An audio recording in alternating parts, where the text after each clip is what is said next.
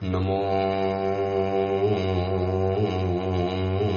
હરિયંતાણમ નમો સિદ્ધાણમ નમો આયર્યાણમ નમો વજ્જાયાણમ નમો લોહે સૌવસાવણમ એસો પંચ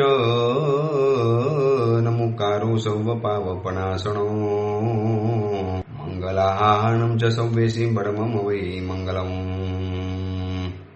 મંગલમ ભગવાન વીરો મંગલમ ગૌતમ પ્રભુ મંગલમ સ્થૂલભદ્રાદ્યા જૈન ધર્મો સ્તુ મંગલમ. આજના પ્રવચન શરૂ થાય એની પહેલા કોઈક આ પ્રવચન મોડું સાંભળતું હશે તો એમને કદાચ ધ્યાનમાં રાખવાનું કે અમારો ચાતુર્માસનો પ્રવેશ થઈ ચૂકેલો છે મહાવીર ધામ જૈન સંઘની અંદરમાં. કદાચ કોઈક વહેલી સવારે આ પ્રવચન સાંભળતું હશે તો એમને પરમાત્માના મંદિરમાં જઈને પ્રાર્થના કરવાની કે આજના દિવસે થનારો ચાતુર્માસનો મંગલ પ્રવેશ ખૂબ નિર્વિઘ્ન પરિપૂર્ણ થાય, સ્વપર ઉભયની આરાધક કરનારો કરાવનારો બને, શાસન પ્રભાવક રીતે અનેક જીવોના હૃદયની અંદરમાં પરમાત્મા મહાવીરના ધર્મ પ્રત્યેનો પ્રેમ, દ્રઢ શ્રદ્ધા ઓર વધારે મજબૂત બને, પ્રાદુર્ભાવ થાય એવા ભાવ સાથે પરમાત્માને પ્રાર્થના કરવાની. આજે ચાતુર્માસનો અમારો મંગલ પ્રવેશનો દિવસ. આજના દિવસે પ્રવેશ કરીશું એટલે લગભગ 4 મહિના સુધી અખંડ રીતે શ્રી સંઘની અંદરમાં રહેવાનું. અનેકવિધ આરાધનાઓ, પ્રવચન, ઓડિયો પ્રવચન પણ થવાના અને સંઘના પ્રવચન પણ થવાના. ઓડિયો પ્રવચનની અંદરમાં વિષય નક્કી કર્યો છે જીવ વિચાર. જેટલા લોકો પણ પ્રવચનો સાંભળે છે એ બધાને ખાસ કહેવાનું કે અનેક લોકોને જોડજો અને કહેજો કે આ વખતે ચાતુર્માસની અંદરમાં જીવ વિચાર અને નવ તત્વને નવી રીતે જાણવા છે. એક અનોખી યાત્રા સ્વથી સર્વ તરફની અને જીવથી શિવ તરફની. આ એક અનોખી યાત્રા છે જીવ વિચારની.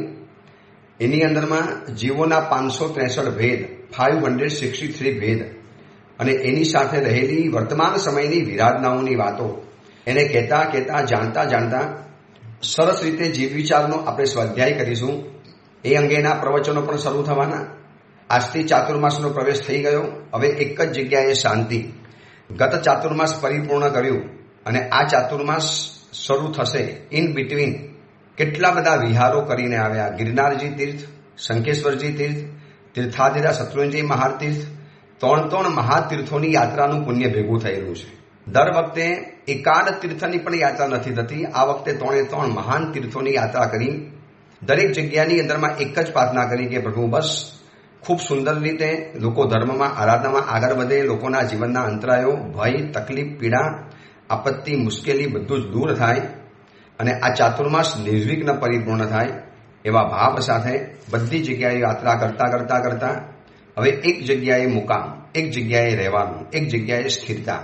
તો એટલા માટે આ સરસ મજાના પ્રવચનો ચાલશે જે વિચાર વગેરેના. ચાતુર્માસ પ્રવેશ નિર્વિઘ્ન પરિપૂર્ણ આજે થઈ જવાનો એવા પાક્કો વિશ્વાસ છે. કારણ કે તમે બધા જ પરમાત્માને ખૂબ પ્રાર્થના કરજો, પ્રભુની સમક્ષ એક દીપ પ્રગટાવજો અને કહેજો કે પ્રભુ ગુરુદેવનું ચાતુર્માસ ખૂબ સરસ મજાનું પ્રભાવક સુંદર રીતે બની શકે. આજનું 93 નંબરનું સૂત્ર, નીતિ વાક્યામૃત નામનો આ ગ્રંથ રોજ એક નવો વિચાર આપણને ભેટ આપે છે. રોજ એક નવી વિચારની પ્રાપ્તિ આપણને કરાવી આપે છે. ક્યાંકથી પણ આ મહાત્મા નવો વિચાર લાવે છે. જે જમાનાની અંદરમાં એક સારો વિચાર મળવો પણ અત્યંત દુર્લભ બની ચૂકેલો છે. દરેકની વાતોચીતો હોય, વોટ્સઅપ ચેટિંગ હોય કે સોશિયલ મીડિયાની અંદરમાં જે એકાઉન્ટ હોય એની અંદરમાં જેટલી પણ ગપશપ થતી હોય, જેટલા પણ ડાઉનલોડ અપલોડ થતા હોય એ બધાની અંદરમાં સંસ્કારોને ઘાતક કરનારું લગભગ કન્ટેન્ટ હોય છે. જ્યારે આ મહાત્મા રોજ એક સુંદર વિચાર માનવ સમાજની સમક્ષ પ્રસ્તુત કરે છે. આજે 93 નંબરનું સૂત્ર જોવું છે. 93 નંબરનું સૂત્ર એમાં એ વાત બતાવી છે, ક્ષીર વૃક્ષવત ફલ સંપાદક એવ મહતામ આલાપ. ક્ષીર વૃક્ષવત ફલ સંપાદક એવ મહતામ આલાપ. મોટી વ્યક્તિઓની સાથે કરેલી વાતચીત, મહાપુરુષોની સાથે ગાળેલો થોડોક સમય, એમની સાથે લીધેલી થોડીક મુલાકાત, એમની સાથે કરેલો થોડો સત્સંગ એ ક્ષીર વૃક્ષની જેમ એટલે કે દૂધ આપનારા વૃક્ષની જેમ ફલ સંપાદન કરનારું બને છે. એ ક્યારે નિષ્ફળ નથી જતું. મહાપુરુષોની સાથે કરેલી વાતચીત એ ક્યારે પણ નિષ્ફળ નથી જતી. હવે આમાંથી એ જાણવા જેવું છે કે આપણી સાથે કોઈ પણ વ્યક્તિ વાતચીત કરે મોબાઈલ દ્વારા, વોટ્સએપ દ્વારા કે ટ્વિટર કે યુટ્યુબ કે કોઈ પણ સોશિયલ મીડિયાના માધ્યમ દ્વારા આપણે કોઈ પણ વ્યક્તિની સાથે જ્યારે વાતચીત કરીએ છીએ, એક સંબંધનો સેતુ ઊભો કરીએ છીએ, એક આલાપ ઊભો કરીએ છીએ, તો શું એના જીવનમાં કોઈ ફલ થાય છે? એને કોઈ રિઝલ્ટ મળે છે? એને કોઈ એનાથી ફાયદો થયો? મારી પાસે બેસનારની વ્યક્તિને જો ફાયદો ન થાય, એની પ્રસન્નતામાં અભિવૃદ્ધિ ન થાય, એની સાતાની અંદરમાં જો હું સહાયક ન બનું, એના જીવનના આનંદને વધારવામાં હું જો નિમિત્ત ન બનું, તો પછી મારો વાર્તાલાપ નિષ્ફળ ગયો કહેવાય. અહીંયા મહાત્મા પોઝિટિવ રીતે કહે છે કે ક્ષીર વૃક્ષની જેમ, જેમાંથી ખીર ઝરે છે, જેમાંથી દૂધ નીકળે છે, જેની ઉપર સુંદર મજાના ક્ષીર ફળ આવે છે, જે ખાતા આરોગ્ય અને સ્વાદ જબરજસ્ત મળે છે, એવા ક્ષીર વૃક્ષની જેમ મહાપુરુષો સાથે કરેલો વાતોચીત, વાર્તાલાપ એ ફળ સંપાદક બને છે. એ વ્યક્તિને ફળ ઊભું કરી આપે છે, એના જીવનની અંદરમાં કંઈક એવો ફાયદો કરાવી આપે. જોજો ઇન્દ્રપુત્રી ગૌતમ ઝઘડવા માટે પણ ભગવાન સાથે ગયા, છતાંય વાર્તાલાપ થયો, વાતોચીતો થઈ ગઈ, તો કેટલું એના જીવનની અંદરમાં ફળ ઉત્પન્ન થઈ ગયું, કેટલી મોટી ફળની પ્રાપ્તિ એમના જીવનની અંદરમાં થઈ ગઈ. તો આપણને પણ એ જ બતાવે છે કે મહાપુરુષોની સાથે કરેલો વાર્તાલાપ, મોટી વ્યક્તિઓની સાથે કરેલો વાર્તાલાપ સફળ બનવો જોઈએ. હવે આપણી સાથે જે વ્યક્તિ ભલે અડધો કલાક બેસે, 5 કલાક બેસે, કલાક બેસે, 2 કલાક બેસે, પણ એને શું મળ્યું છે રિઝલ્ટ આપણી વાતોચીતોની અંદરમાં? જનરલી જોવાની અંદરમાં જઈએ ને તો અત્યારે સાવ ફાલતુ બાબતોની અંદરમાં ચેટિંગ અને ગપસપ થતી હોય છે. બિલકુલ ફાલતુ બાબતોમાં નકલી હસવાનું, સાવ બિનજરૂરી બિન મુદ્દાઓ ચર્ચા કરવાના કલાકોના કલાકો કાઢી નાખે. હું એવા છોકરા છોકરીઓને, એવા પરિવારના ફેમિલીઓને ઓળખું છું કે જ્યારે નાઇટ સ્ટે અને નાઇટ આઉટ કરવા માટે જાય, આખીને આખી રાત વાતોચીતો કરે, સવારે 5 વાગે 5:30 વાગે સૂવે. પછી હું એમને પૂછું કે તમારી આ વાતોચીતોનો દોર શરૂઆત કેટલા વાગે થયો? ગુરુદેવ 12:30 1 વાગે અમે શરૂઆત કરી અને નોન સ્ટોપ સાંજે રાતના આખી રાત પસાર થયો અને સવારના 5 વાગે અમે સૂઈ ગયા. હવે આટલા વખતની અંદરમાં શું કર્યું? થોડી ગેમ જોઈ, થોડીક મૂવી જોઈ, થોડીક વાતોચીતો કરી, થોડી ગપસપ કરી, થોડુંક વિચારણાઓ કરી, પણ એનું રિઝલ્ટ શું? અંતે પરિણામ શું? કાંઈ નહીં. શબ્દો હવામાં ગયા, મનુષ્ય ભવનો અતિ કિંમતી સમય સાવ નકામો ગયો અને પરસ્પર બંને જણાને કોઈ ફાયદો પણ ન થયો. અરે મહાપુરુષોનો આલાપ તો એવો હોય કે 2 જણા આલાપ કરે અને ત્રીજી વ્યક્તિને ફાયદો થવો જોઈએ, પોતાને પણ ફાયદો અને ત્રીજી વ્યક્તિને પણ ફાયદો. અત્તરની દુકાનમાં જાઓ તો અત્તર જે આપણને બતાડે છે ને એને પણ ફાયદો છે, અને અત્તર જે ખરીદે છે, સેમ્પલ લેવા માટે હાથ લંબાવે છે, એને પણ ફાયદો છે. તો કલાકોના કલાકો વાતચીત કર્યા પછી પણ જો કોઈ સાર ન આવવાનો હોય, સાવ તુચ્છ મામૂલી અને બકવાસ જેવી વાતોની અંદરમાં જો સમય કાઢવાનો જ હોય, અને 90% લગભગ 90% કહું છું, યુવા યુવતીઓની વાતચીત તમે જોશો ને તો કોઈના વાતચીતની અંદરમાં કોઈ ભારત દેશના ભવિષ્યનો સવાલ નહીં હોય. આપણા પરિવારોનું શું થવાનું? આપણા હિન્દુઓનું શું થવાનું? જે રીતે વિધર્મીઓની સંખ્યા વધે છે, જે રીતે એ લોકોની શિરજોરી વધે છે, જે રીતે એ લોકોની દિવસ રાત આમ કૂદકે ને ભૂસકે શક્તિ અને પાવર વધતો જાય છે, જે રીતે રાજકીય નેતાઓ પોતાનો રોટલો શેકવા માટે આ એક પ્રજાને, વિધર્મી પ્રજાને જે રીતે પ્રોત્સાહન આપે છે, ટેકો આપે છે, અને જે રીતે એ લોકોને આમ ખુલ્લે હાથે સત્તાઓ વહેંચતા જાય છે વકફ બોર્ડની જેમ, તો આવતીકાલે શું થવાનું આપણા દેશનું? આપણા ઘર પરિવાર, આપણા સંસ્કાર, આપણી સંસ્કૃતિનું શું થવાનું? આવો વિચાર જો એકાદ પણ યુવા યુવતીએ કર્યો હોય ને, હું એને લાખ ધન્યવાદ આપું છું. મારી પાસે આવનારા જેટલા પણ યુવક યુવતીઓ છે, બાલક બાલિકાઓ છે, એને પૂછું શું કર્યું ગઈકાલે? બસ સાહેબ ફ્રેન્ડ આવેલા અને ઘરની અંદરમાં વાતોચીતો કરી, અથવા તો ફ્રેન્ડના ઘરે અમે ગયેલા અને નાઇટ આઉટ ત્યાં જ કર્યું, રાત ત્યાં સૂઈ ગયા, સવારે પાછા આવી ગયા. હવે શું કર્યું આખી રાતની અંદરમાં? બસ આ જ વાત. ગેમ રમ્યા, મૂવી જોઈ, થોડી ઘણી ખાવાની બાબતો ચર્ચી અને ખાવાનું બનાવ્યું, વળી પાછું મોબાઈલ જોયો, કપડાની વાતો થઈ, એકબીજાને કપડાં બતાવ્યા, એકબીજાને કબાટ બતાવ્યું, આવા કપડાં હું લાવી છું, આવા કપડાં હું લાવ્યો છું, આવો મોબાઈલ લાવ્યો છું, આવા જૂતા લાવ્યો છું, આવું પેન્ટ લાવ્યો, આવું શર્ટ લાવ્યો. બસ આની અંદરમાં આખી રાત પૂરી થઈ ગઈ. આ રાત એટલી કિંમતી હતી કે આ રાતની અંદરમાં કેટલા યોગી પુરુષોએ કેટલી સિદ્ધિઓ પ્રાપ્ત કરી લીધી. યા નિશા સર્વભૂતાનામ તસ્યામ જાગરતી સંયમી. જે રાત જગતના સર્વ જીવો માટે સુવાની છે, ત્યારે એવા સમયની અંદરમાં મહાપુરુષો ધ્યાનની ધારા શરૂ કરે અને એવા મહાપુરુષ સાથે જો તમે સમય પસાર કરો ને તો અવશ્ય ફલ પ્રદાય બને છે. એ ફલને આપનારું બને છે, ફલ સંપાદક બને છે, ક્ષીર વૃક્ષની જેમ. બાકી જે ફાલતુ વાતો કરતા હોય, માત્ર શરીરની ચિંતા કરે, ખાવા પીવાની ચિંતા કરે, કપડાની ચિંતા કરે, અંદરમાં રહેલા આત્માની કોઈ પરવા નહીં, અંદરમાં રહેલા આત્માની કોઈ ચિંતા નહીં, અંદરમાં રહેલી જે અસ્તિત્વ છે એના પ્રત્યે બેદરકાર બની અને માત્ર ને માત્ર ખાવા પીવાની ચર્ચા, કપડાઓની ચર્ચા, મકાનોની ચર્ચા, શેર બજારની ચર્ચા, નિફ્ટી અને કોઈનની ચર્ચા, બીજા ફોગટના બિઝનેસોની ચર્ચા, બજારમાં કોને શું કર્યું ને કેવું કર્યું ને, આ બધા ભાઈઓને માટે વાત છે. બહેનો એકલી હોય તો એમનો પણ એ જ રીતે ગોસિપ ચાલતી જાય, વાતોચીતો ચાલતી જાય અને એના કારણે કેટલાક સફળ કલાકો ટોટલી નિષ્ફળતામાં ચાલ્યા જાય છે. યાદ છે પૂજ્યપાદ હરિભદ્ર સુરીશ્વરજી મહારાજા આગમ પૂર્વધર કહેવાતા હતા. પૂર્વના વિદ્યાઓનો થોડો અંશ એમની પાસે બચેલો હતો. એવા પૂજ્યપાદ આચાર્ય શ્રી હરિભદ્ર સુરીશ્વરજી મહારાજા સંસારીપણમાં હરિભદ્ર નામે બ્રાહ્મણ હતા અને એમને એવું નક્કી કરેલું જ્યાંથી જ્યાં જે જ્ઞાન મળે એ મારે મેળવી લેવાનું. હવે સાધ્વીજી ભગવાનના ઉપાસે પાસેથી પસાર થતા હતા. જૈન ધર્મના સાહેબ કટ્ટર વિરોધી હતા અને સાધ્વીજી ભગવાન ત્યાં અંદર બેસીને ગાથા ગોખતા હતા. ચક્કી દુગમ હરિપણગમ દો કેશવો ચક્કી. એટલે હરિભદ્ર બ્રાહ્મણ વિચાર કરે, આ સુધીના લાખો કરોડો શ્લોકો હું વાંચી ગયો છું, બધું મને યાદ છે, મેં આવો શ્લોક તો કોઈ જગ્યાએ વાંચ્યો જ નથી. શું મતલબ હશે આનો? શું કહેવા માટે માગતા હશે? શું આની અંદરમાં કહેવું છે? આવો જ્યાં વિચાર કરે છે અને વિચાર્યું કે આનું કંઈ ખબર નથી પડતી, ચલો એ મહાત્માની પાસે જ પહોંચી જાઉં. અને સાધ્વીજી ભગવતની પાસે આવ્યા અને આવીને કહે છે કે ગુરુદેવ, આપે હમણાં જે ગાથા બોલી ને ચક્કી વાળી, એ જરા મને સમજાવશો શું છે? સમજી ગયા કે આ જેવો તેવો માલ નથી, મારું કામ નથી, આમાં ગુરુદેવનું કામ છે. એટલે એમને મોકલી આપ્યા મોટા ગુરુ પાસે કે જાઓ, અમારા સાધ્વીજી ભગવાન છે, એમને મળો, એક કદાચ તમને અર્થ સમજાવી દેશે અને એ ન ફાવે તો આવજો અમારી પાસે. અને એમ કરીને પછી ગુરુ ભગવંતે જ્યારે કીધું કે તમારે અર્થ સમજાવવા પડશે, તમારે ભણાવવું પડશે, તમારે વ્યક્તિગત દેખરેખ રાખવી પડશે.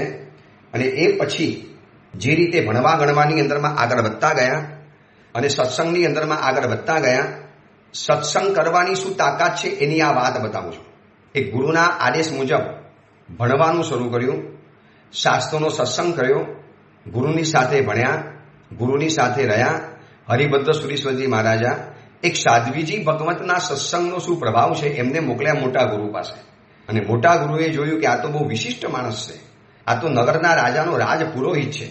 એમને કીધું કે સાહેબ, આ ભણવું હોય ને તો એમને ન ભણી શકાય, તમારે એના માટે અમારી પાસે રહેવું પડે, અમારા બીજા ગ્રંથો પહેલા ભણવા પડે, તો ભણાવો, ભણવા તૈયાર છું, મારે જાણવું છે. અને એમ કરીને સંયમ જીવનનો સ્વીકાર કર્યો અને જીન શાસનને અજોડ શ્રુત પ્રભાવ હરિભદ્ર સુરીશ્વરજી મહારાજાની ભેટ પ્રાપ્ત થઈ. હવે શું આ મોરલ ઓફ ધ સ્ટોરી, શું કહેવાનો સાર શું છે કે મોટી વ્યક્તિઓ સાથે ક્ષણભર કરેલો સંવાદ ક્ષીર વૃક્ષની જેમ પરિણામ આપનારો બને છે, ફલ સંપાદક બને છે.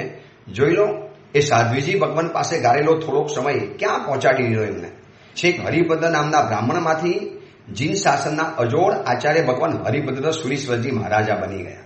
કેવો પ્રભાવ છે આ નાનકડા સત્સંગનો, કેવી તાકાત છે આ નાનકડી સત્સંગની વાત કરવાની. એટલા માટે આપણે એટલું નક્કી કરીએ, મારી પાસે આવનારી જે પણ વ્યક્તિ આવશે એની સાથે હું વાતચીત કરીશ, પણ કામની વાતો કરવી છે, નકામી વાતો નથી કરવી. તમને કહું, કલાકોના કલાકો બચી જવાના, સાવ નકામી ફોગટની વાતો. આમ સાચું કહેજો, તમારા સંસારીઓના ઘરે જેટલા મહેમાનો બેસવા માટે આવે, ક્યારેક તો આવતા હશે ને વારે તહેવારે, રોજ તો નહીં આવે પણ વારે તહેવારે આવી જાય. હવે એ સગા સંબંધીઓ આવીને વાત શું કરે, વાતનો વિષય શું?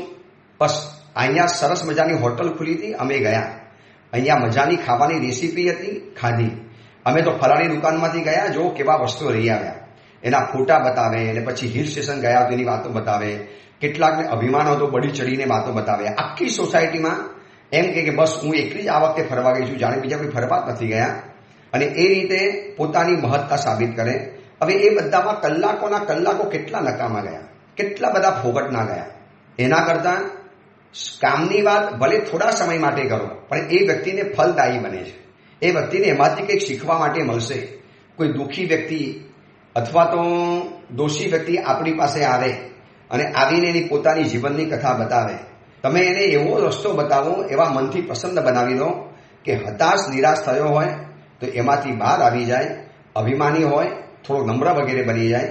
આ વર્તમાન સમયની અંદરમાં જરૂરી છે આવા વાતચીતો કરવાની, આવા સંલાપ, આવા સંદર્ભો આપવાની. અને એના માટે સૌથી સારામાં સારો રસ્તો છે પ્રવચન શ્રવણ.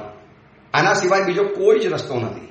સત્સંગની અંદરમાં રહેવું હોય, જે રીતે અહીંયા વાત બતાવે છે એ રીતે આગળ વધવું હોય તો ઓનલી વન રસ્તો, એક જ રસ્તો છે કે મહાપુરુષોના સત્સંગની અંદરમાં રહેવાનું અને પ્રવચન શ્રવણ કરવા માટે જવાનું. હરિભદ્ર સુરીશ્વરજી મહારાજાએ આ સાધ્વીજી ભગવાન સાથે કરેલો નાનકડો પણ વાર્તાલાપ એટલો મોટો ફલપ્રદાયી બન્યો. આ ઉપરથી આપણે વિચારી શકીએ પરમાત્મા મહાવીરે ચંડકોશિક સાથે કરેલો એક નાનકડો સંવાદ, કેટલો નાનકડો સંવાદ. પૂજ્ય ચંડકોશિયા 1 કલાકનો ઉપદેશ હતો, 2 કલાકનો ઉપદેશ હતો, એક ઘડીભર અને ચંડકોશિકનો ઉદ્ધાર થઈ ગયો. બસ આપણે એટલું નક્કી કરીએ કે આ ચાતુર્માસની અંદરમાં કોઈ પણ હિસાબે પ્રવચન શ્રવણ કરવું છે.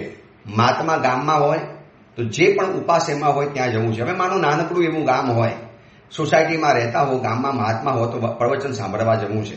અમદાવાદ, સુરત, બેંગ્લોર, મદ્રાસ એવી મુંબઈ જેવી સિટીમાં રહેતા હો, જે પરામાં મહાત્મા છે બધાના પ્રવચન સર્વા કરવા જવું છે. અથવા તો આજુબાજુમાં નિકટની અંદરમાં જે પણ મહાત્મા હોય એના મારે પ્રવચનો શ્રવણ કરવા છે. આ એક સંકલ્પ એટલો બધો ફલપ્રદાયી બનશે કારણ કે મહાપુરુષો સાથે કરેલો આ સંલાપ છે, આલાપ છે. લેસન્સ ફ્રોમ ગ્રેટ ચિંતન, ગ્રેટ ચિંતકોની પાસેથી આ મળેલું આપણને એક લેસન છે. એના જે ચિંતન ગણો, એમના જે પ્રવચનો, એમની જે વાતો, એમની જે કથા અને નવી રીતે નવા સંદર્ભની અંદરમાં આપણને જે સમજાવટ, એ આપણને એટલું બધું કામ લાગે છે, એટલું બધું કામ લાગે છે. એટલે શીર વૃક્ષની જેમ મોટી વ્યક્તિ સાથે કરેલો સંવાદ આપણને ફલપ્રદાયી બને છે. પણ એવા મહાપુરુષો ક્યાંથી શોધવા, એવી મોટી વ્યક્તિઓને ક્યાંથી લાવી? જ્યાં જઈએ ત્યાં નકરો બકવાસ ચાલતો હોય. બેસતા વર્ષે પણ મહેમાનો બેસવા માટે આવે, ધંધા સિવાય બીજી કોઈ વાત નહીં. કેમ એવું ના પૂછી શકો આ વર્ષે તમને કયા મહાત્માના પ્રવચનો સાંભળ્યા, તમને કયો ગ્રંથ સૌથી વધુ ગમ્યો, તમને કયા મહાત્માના પ્રવચન આ વખતે વધારે હૃદયસ્પર્શી બન્યા, એમાં કયો ટોપિક વધારે ગમ્યો, આ વખતે ચોમાસામાં કયા મહાત્માએ કયો પ્રવચન ગ્રંથ લીધેલો. આ બધી વાતો પૂછો, આ બધી વાતો કરો તો એના માટે જીવનમાં ફલપ્રદાયી બનશે. આ તો નાનકડો દીકરો હોય ને એને પૂછે તને કયો એક્ટર ગમે, તને કયો ક્રિકેટર ગમે, તું કોના જેવો બનવા માટે માગે, અને માનો એમાં કોઈ એક્ટરનું નામ આપી દે, અચ્છા વાવ બહુ સરસ, તાલીઓ પાડવાની, ફોગટની તાલી, નકલી હાસ્ય, શું મળ્યું આની અંદરમાં? તમે દીકરાના મનની અંદરમાં સેલિબ્રિટી બનવું હોય તો નેતા, અભિનેતા, એક્ટર કે ક્રિકેટર બનવું જોઈએ, આવું એના મગજની અંદરમાં ઠસી ગયું. અરે કહે તો કહેવાનું બેટા આ શું બને છે? બનો સારા સજ્જન, બનો સારા નાગરિક, બનો સારા સમણ ભગવાન. એનાથી જીન શાસનની પ્રભાવના થશે, તમને પણ ફાયદો, શાસનને પણ ફાયદો. પણ એવી વાત લગભગ નથી થતી. કોઈક છે એવા ઉત્તમ ઘરો કે જે લોકો ઘરમાં બેસીને આખો દિવસ પ્રવચનની ચર્ચા કરે. મેં સુરતમાં, મુંબઈમાં એવા પરિવારો જોયા છે કે પ્રવચનની અંદરમાં બધા નથી આવી શકતા તો મમ્મી અને પપ્પા અથવા તો દીકરો અને પુત્રવધુ અથવા તો ઘરમાં રહેલી દીકરી કે કોઈ પણ એક જણે તો પ્રવચનમાં અવશ્ય જવાનું. અને એ પ્રવચન સાંભળીને આવે પછી સાંજ પડે, ચોગિયાર પતી જાય, બધું પતી જાય એટલે પરિવારની સ્પેશિયલ ખાસિયત છે કે જે પ્રવચનમાં ગયો હોય એ સદસ્યના મોઢેથી એ પ્રવચનના મુદ્દાઓ જાણવાના. આજે ગુરુદેવે કયો મુદ્દો લીધો, શેની ઉપર પ્રવચન કર્યું, શેની ઉપર ગુરુદેવે વિસ્તાર કર્યો, કઈ બાબત ગુરુદેવ સમજાવવા માટે માંગતા હતા, આ જવાબદારી બને છે ઘરના મુખિયાની, ઘરના મુખ્ય વ્યક્તિની, ઘરના કેપ્ટનની. હવે ઘરની અંદરમાંથી કોઈ પણ પ્રવચનમાં ન જતું હોય તો કોણ કેવી રીતે વાતચીત કરી શકશે? એવું પણ બન્યું છે કે ઘરમાંથી એકાદ વ્યક્તિ પ્રવચનમાં ગઈ હોય અને એને આવીને વાત કરી અને એ કે આટલા બધા સરસ વ્યાખ્યાનો હોય છે, આટલી બધી સરસ વાતો પણ હોય છે, આવી હળવી રીતે ગુરુદેવો વાતની રજૂઆત કરે, ચલો કાલથી હું પણ પ્રવચનમાં આવીશ, હા મારે પણ પ્રવચન સાંભળવું છે. આવા એના હૃદયની અંદરમાં જે ભાવ ઉલ્લસિત થાય ને એ પણ કેટલા બધા પરિણામોનું કારણ બનતું હોય છે. એટલે મહાપુરુષોનો સંવાદ સંસારમાં તો કોઈ જગ્યાએ નથી મળવાનો. તમે ગમે એટલા ફાંફા મારશો, સંસાર તો નકરી સંસારી વાતો, નકામી વાતો, નિરર્થક વાતો એ બધાની અંદરમાં જ જવાનું. નિરર્થક, નકામું, નબળું અને નુકસાનકારી, આ ચાર વાતચીત ચાલે છે સંસારમાં. નિરર્થક વાર્તા, નકામી વાર્તા, નબળી વાર્તા અને નુકસાનકારી વાર્તા. જે સાંભળ્યા પછી તમને એમ લાગે કે સાવ નિરર્થક છે, ન સાંભળ્યું હોત ને તો કે નુકસાન નતું જવાનું. પછી બીજા નંબરની અંદરમાં આવે છે નકામું. એમ લાગે કે વેસ્ટેજ ગયો સમય મારો, આ સાંભળીને મને શું મળ્યું. ત્રીજા નંબરની અંદરમાં નબળ્યું એટલે કે કમજોર. વાતો સાંભળ્યા પછી વ્યક્તિ કમજોર બની જાય અથવા તો એની વાતો જ કમજોર હોય. અને ચોથા નંબરની અંદરમાં આવે છે નુકસાનકારી. જે વાતો સાંભળ્યા પછી આત્માને નુકસાન થતું હોય, સ્વ પર ઉભઈને નુકસાન થતું હોય, તો એવી પણ વાતો મારે સાંભળવી નથી, મારે કરવી પણ નથી. કારણ કે જવાબદારી છે કે મહાન પુરુષોનો વાર્તાલાપ ક્ષીર વૃક્ષની જેમ ફલપ્રદાયી બને છે. એમાં કેટલા કલાક કર્યો છે ને એ નથી જોવાતું. પારસમણી એક અડધી સેકન્ડ માટે પણ સ્પર્શી જાય તો લોખંડ સોનું બની જતું હોય છે. એવી જ રીતે આવા મહાપુરુષો સાથે કરેલો સંવાદ, એમની સાથે કરેલી વાતોચીતો, એમની સાથે કરેલો વાર્તાલાપ ક્યાં ને ક્યાં વ્યક્તિને પહોંચાડે છે. તીર્થંકર પરમાત્મા પણ સ્વયં વાતચીત કરવા તૈયાર હોય છે લોકોની સાથે. કેવલ જ્ઞાન પામ્યા પછી કેટલા બધાને પ્રભુએ સવાલો પૂછ્યા. જયંતિ સારિકાએ સવાલ પૂછ્યો, ગૌતમ સ્વામીજીએ સવાલ પૂછ્યો, ઇત્યાદિ અનેક મુનિ ભગવાન, સમણી ભગવંતોએ જ્યારે પરમાત્માને સવાલો પૂછ્યા અને પ્રભુએ બધાના વિસ્તારથી જવાબ આપ્યા. એ બોલેલું પરમાત્માનું આજે આપણને કામ લાગે છે, આજની તારીખમાં પણ. તો કેવું એ સમયની અંદરમાં જરૂરી પડ્યું હશે, કેવું એ મહાન બનેલું હશે. બસ બહુ ટૂંકમાં વાત છે કે મહાપુરુષની અંદરમાં ગણના તમારે ગણાવી હોય, હું મહાપુરુષ છું આવું તમારા મગજની અંદરમાં જો માની લેતા હો, હું માની લઉં, તમે પણ માની લો, જેટલા પણ લોકો માનતા હોય એમના માટે જવાબદારી એક જ છે કે તમારે એવી વાતચીત કરવાની ક્ષીર વૃક્ષની જેમ જે ફલપ્રદાયી બને. ક્ષીર વૃક્ષનું પાણી પૌધા ઉપર નાખવામાં આવે, પૌધો વિકસવર બને, મોટું બની જાય, એની ઉપર ફલ વગેરે પણ આવી જાય. બસ એવી જ રીતે ક્ષીર વૃક્ષની જેમ ફલને આપનારો બને છે મહાપુરુષો સાથેનો સંવાદ, વાર્તાલાપ. તો આપણી પણ જવાબદારી બને છે કે આપણે કોકના માટે મહાપુરુષ બનીએ, આપણા માટે કોઈક બને, આપણે કોકના માટે બનીએ. અને એમની સાથે કરેલો વાર્તાલાપ આપણને પરમ શાંતિ અને અહેસાસનો અનુભવ થાય. કેટલાય યુવકો પર્સનલ મળવા માટે આવે, કેટલાય પરિવારો પર્સનલ મળવા માટે આવે. ગુરુદેવ બસ 2 અક્ષર સમજાવો, કંઈક મને સમજાવો. હવે એ લોકોના માટે એવા જ પ્રકારના શબ્દો નીકળતા હતા કે જે એમને જરૂરી હતા. શંખેશ્વરમાં આવું ઘણી વખત બન્યું છે. તો સત્સંગ આપણે પણ કરવો જરૂરી છે, તો કોકના માટે પણ કરાવવો જરૂરી છે. આપણે કોકના માટે મહાપુરુષ બનીએ અને આપણે પણ કોકના માટે મહાપુરુષ બનીએ. એવા મહાપુરુષ બનીએ કે એમની સાથે કરેલો વાર્તાલાપ અને વાતચીત એક ક્ષીર વૃક્ષની જેમ ફલ સંપાદક બને. આજે આટલું પ્રવચન રાખું છું કારણ કે સામૈયાની પણ તૈયારી, ચાતુર્માસ પ્રવેશની પણ તૈયારી, ગામથી લોકો આવેલા હોય એમને પણ મળવાનું હોય. છતાં પણ આજનો પ્રવચનનો ખાડો નહોતો પાડવો એટલે પ્રવચન અખંડ રાખ્યું છે. નિર્વિઘ્ન પ્રવેશ થઈ ચૂકેલો હશે. તમે જ્યારે આ પ્રવચન સાંભળતા હશો ત્યારે થોડુંક મોડું સાંભળશે તો એમના માટે પ્રવેશ થઈ ચૂકેલો છે. જે લોકો મોડું સાંભળતા હશે એમના માટે પ્રવેશ બાકી હશે. બસ મેં તમને કીધું એ ખૂબ આરાધના, ખૂબ ઉલ્લાસથી આગળ વધવાનું. પ્રવચન રાબેતા મુજબ હમણાં ચાલુ જ રહેશે. આ જ પ્રવચન જીવીચારના પ્રવચન 12 જુલાઈથી શરૂ થવાના. 11 કે 12 જુલાઈ છે લગભગ. 11 જુલાઈથી વ્યાખ્યાન શરૂ થવાના અને ત્યાર પછી અખંડ રીતે જીવીચારના પ્રવચનો ચાલવાના. એ અંગેની બીજી વિશેષ વાત આપણે આવતીકાલે કરીશું. એ જ મંગલ કામના મંગલ ભાવના. જીનાગના કાંઈ પણ બોલાયો હોય તો મિચ્છામી દુક્કડમ.